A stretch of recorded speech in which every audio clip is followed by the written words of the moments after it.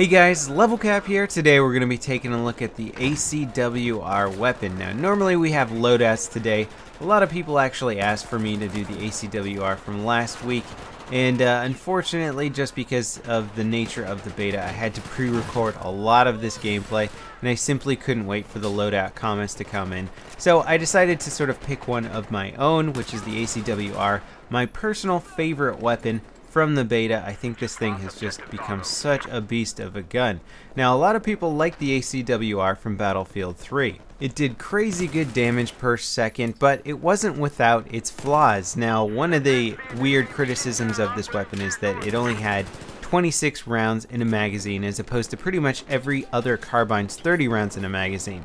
The ACW-R used a weird ammunition called the 6.5mm Grendel ammo, and this is, I think, the reason why the magazines carried a little bit less, but there wasn't a huge reason for why this gun was using that kind of ammo. In the game, it can shoot 5.56 rounds, and it just had a very odd damage model of 20 damage maximum as opposed to the 25 damage maximum. So there's a lot of just weird things with the ACW-R in BF3, which I guess was put there for variety. You know, you didn't want every gun in the game using 5.56 ammo.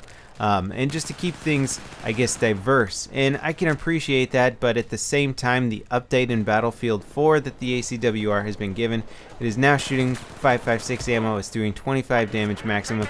It's even shooting at a faster fire rate of 880 rounds per minute.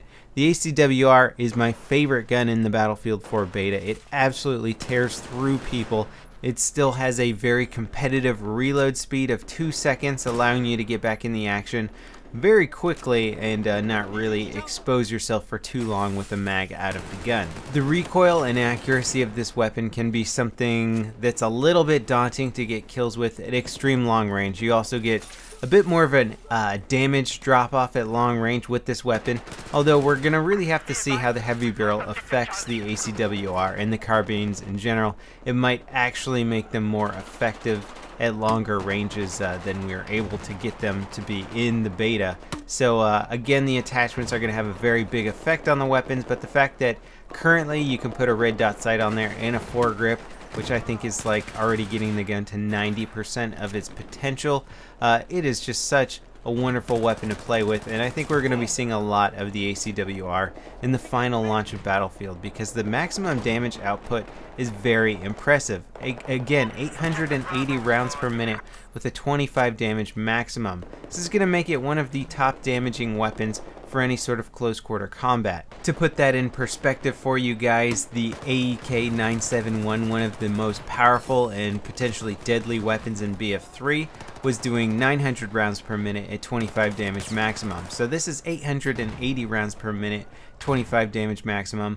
It's almost got the same damage output as the AEK-971, and because of the AEK-971's damage output and its ability to essentially still be accurate while putting out that kind of damage, it was one of the best guns in BF3, and I think the ACW-R has the potential to be one of the best guns in BF4.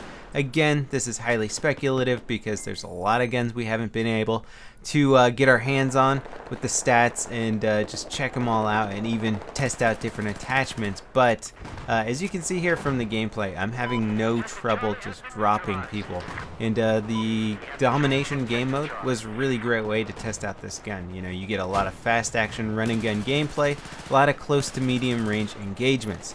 Now, in terms of the actual Conquest game mode, with the 64 players just having a much larger map, I was preferring to use the AK-5C just because it was a little bit more accurate at range. The recoil was easier to manage, so I'm not saying the ACW-R is the greatest gun for all situations, but on Conquest, Domination, or rather just Domination, I think it was possibly one of the best guns you could use. One of the basic fundamentals for being competitive in, say, Battlefield or any first-person shooter for that matter, is finding a gun that can dish out as much damage as possible, the fastest damage rate possible, with still being a controllable weapon. If you have a gun like the FAMAS in Battlefield 3, which shot incredibly fast at I think around 1,000 rounds per minute, but is very hard to aim and control, then you're not really getting a gun that's very worthwhile, because although it has one of the highest damage potentials, if you can't hit your target, then it's not really worthwhile. So what you want to do is you want to find a gun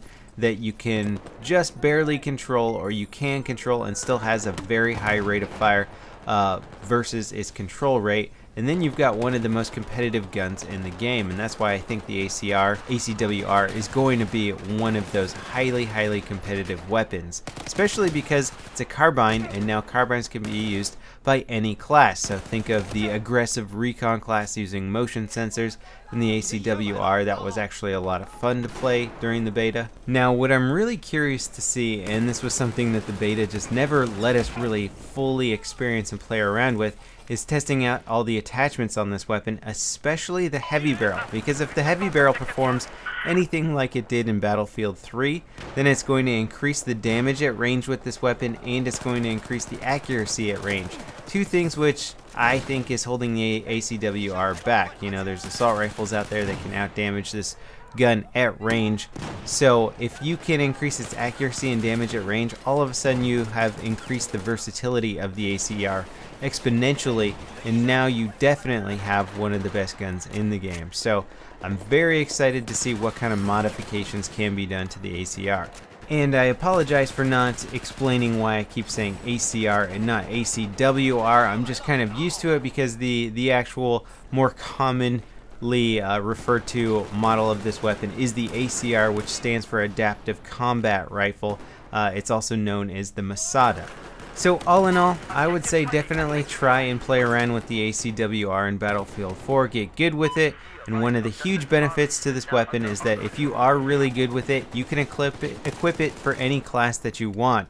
And I think that's going to be a very popular trend in Battlefield 4, is getting incredibly good with a carbine of your choice and then just using that on whichever class you enjoy the most. So thanks for watching, guys. I apologize for not picking one of the loadout comments this time, just due to the nature of the beta and having to pre-record a lot of this footage for you guys. Loadout will return to its normal format where you guys, the viewers, get to pick the guns and customizations that I use. As always, thanks for watching, guys, and I'll see you next time. This is Level Cap, signing off.